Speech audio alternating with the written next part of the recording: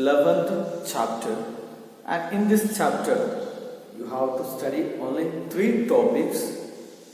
The first one, the main clauses of Mountbatten Plan, and the second one, acceptance of Mountbatten's plan, and the third one, Indian Independence Act of 1947. So other all details you can skip. Only these 3 topics you can study, and it is according to your revised syllabus. So first of all, we will see about the Mountbatten's plan and the clauses of Mountbatten's plan. So now you may please take page number 188. There you can see the Mountbatten's plan. Mountbatten was the last viceroy, and he took charge on 24th March 1947. And his primary mission was to transfer the power. So till that time the power was with the British, and his duty was to transfer the power to the new government. And for that purpose he started discussion with the Muslim League and Congress, Hindus and Muslims. For what purpose? To restore the peace among Congress and the Muslim League, Hindus and Muslims. But finally, after discussion with these 2 groups, he concluded that partition was something inevitable, because these 2 groups, they were not agreeing with each other. So Mountbatten concluded that the partition was something inevitable. Therefore, he wanted to transfer the power immediately, and he went to Britain personally to discuss about the political conditions that were going on in India and to get his plan approved. And we will discuss about the main clauses or the plan of Mountbatten. First one, you may please take page number 189, main clauses of Mountbatten's plan that you have to study. First one, partition of India.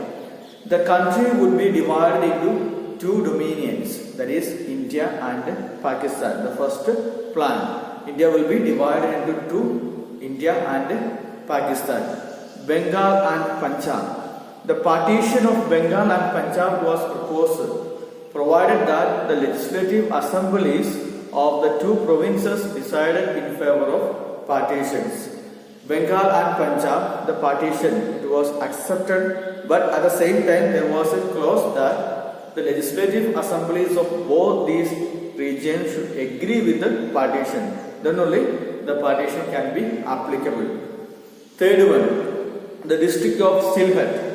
The Muslim majority district of Sylhet was to decide by referendum whether it would join East Bengal or remain in Assam. So the Muslim majority district of Sylhet was decided by a referendum. Referendum means a direct vote on matters of constitutional change or a particular change in law. So here the Sylhet got a choice to decide whether to join East Bengal or remain in Assam through what? Through a direct vote or referendum. And about the Sindh, the fourth one, the Legislative Assembly of Sindh was to take its own decision at a special meeting. So Sindh got a special choice that they could take their own decision by having a special meeting. Fifth one, the North-West Frontier Province. In the NWFP, that means North-West Frontier Province, a referendum was to be held to decide the future of the province. A direct vote should be there to decide the future of that particular region or the province. The princely state. The treaties with the princely state would come to an end. The treaties of British government with the princely states would come to an end, and they would be free to join either of the 2 dominions. So the treaties with the British government would come to an end. Then the princely state, it is their decision whether to join with India or Pakistan. A boundary commission. The plan provided for the creation of a boundary commission to settle the boundaries of the 2 dominions. So India, the division, the partition was something inevitable, so it was necessary to fix the boundary for the two dominions. Then relations between the two new dominions.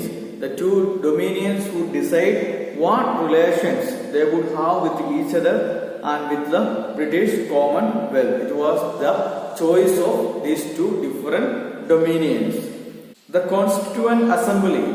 The existing Constituent Assembly would continue its work, but the constitution framed by it would not be applicable to Pakistan. A separate Constituent Assembly would be formed for those areas of India which accepted partition. So, the Constituent Assembly was existing, but it was not acceptable for Pakistan. So, all the areas, all the regions who were supporting partition should maintain or make a new Constituent Assembly for the better functioning of the each dominion. And the last clause in Mountbatten's plan, it is transfer of power before 1948. The plan ended with a declaration that the transfer for power would take place earlier than June 1948. At the earliest, the plan aimed at to transfer the power to the two different dominions. Now we will see the second point, that is acceptance of the Mountbatten's plan. Whether the Indians accepted, Muslim League or Congress accepted the Mountbatten's plan. First one, the Council of the Muslim League cheerfully accepted the plan on 10th June 1947. Though they were not fully satisfied the way Pakistan was created, though Gandhi still was opposed to partition, yet he was persuaded by other leaders to accept the plan. Finally, on 15th June 1947, Congress formally accepted the Mountbatten's plan for the following reasons. That reasons we will see. So, both Muslim League and Congress accepted the partition, and Muslim League accepted on 10th June 1947. Even though they accepted the plan, they were not fully satisfied with the plan, and Gandhiji, he was not ready for the partition and the clauses, but because of the compulsion from other leaders, he also agreed with the clauses, and Congress accepted the plan on 15th June 1947. And the reasons for the acceptance of Mountbatten's plan we will see right now. The Congress leaders felt that mass killing and communal riots could be prevented only by accepting the Muslim League's demand for partition. That time, the riots or the mass killing were going on. So, in order to bring an end to such a kind of calamities, mass killing or riot, Congress felt that partition, the demand of Muslim League was very necessary. The partition was necessary to end the riot. And the second one, the League had joined the interior government not to cooperate but to obstruct. So the government which is going to be formed or already existing, League was there. It was not, their duty was not to cooperate with the present government but to obstruct or make some kind of disorder in the government. So that was the main purpose. So Congress felt that it was better to divide and to accept the partition.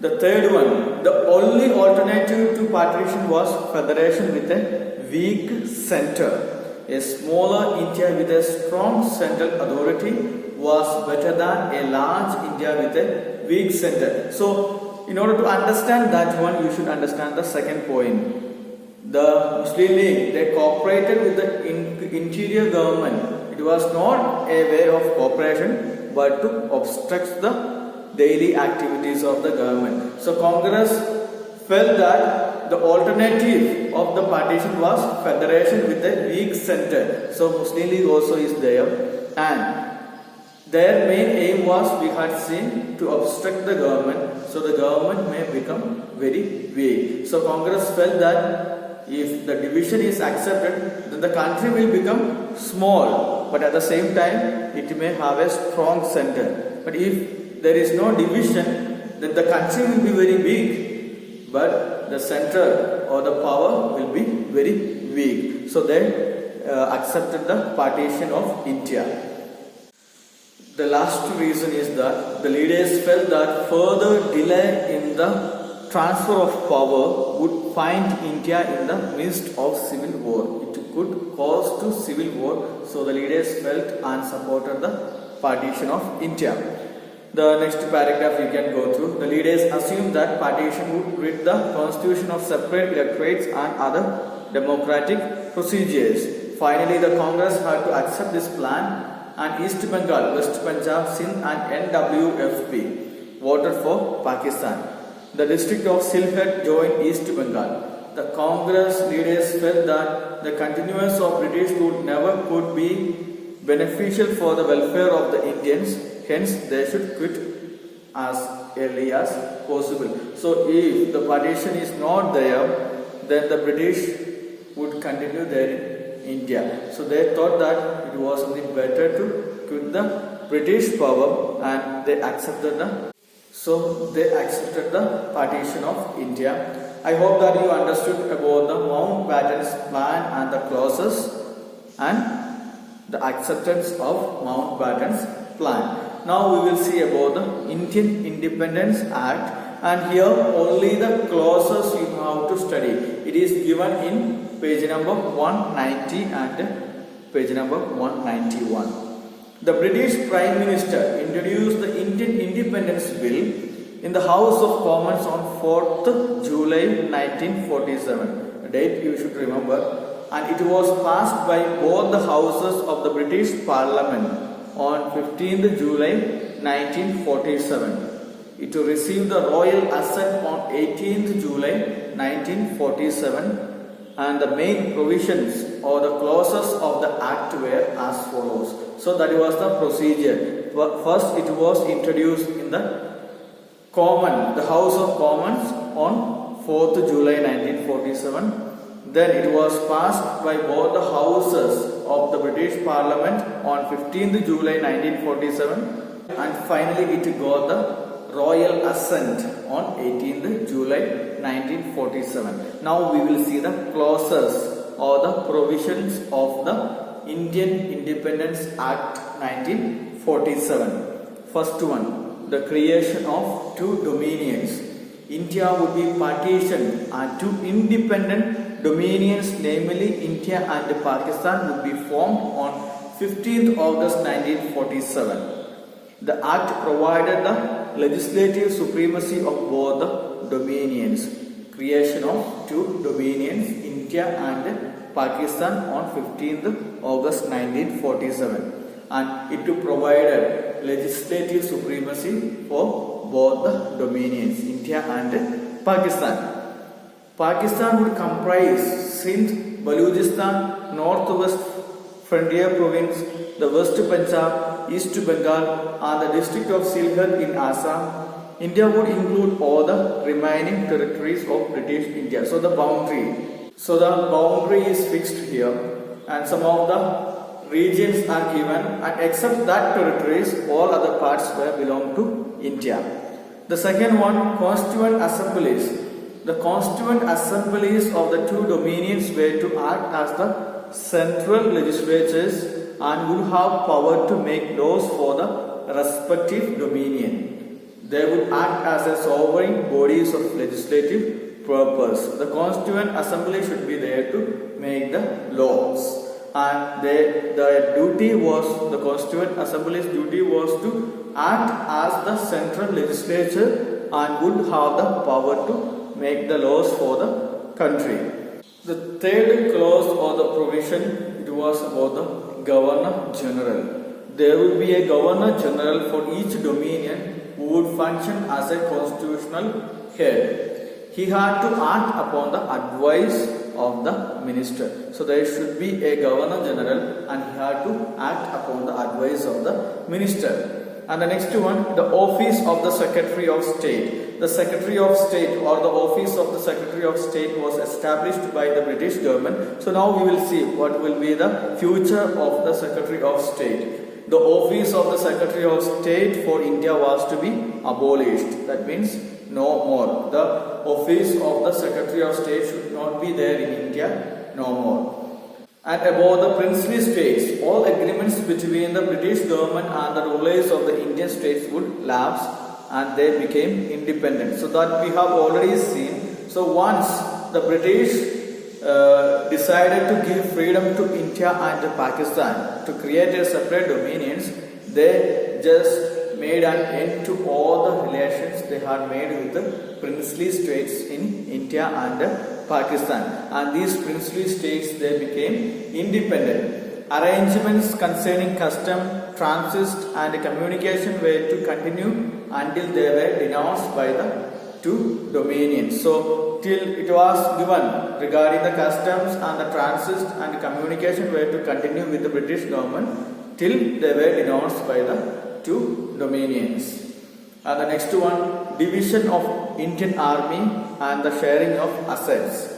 Provisions was made for the division of Indian army between the two dominions and steps were taken to share the assets and the liabilities between the two dominions. So two dominions were created, Pakistan and India. So the army also divided between these two dominions, and both the liabilities and the assets. Liabilities means the debts, and the assets also shared between these two dominions. And finally, to safeguard the interest of existing officers.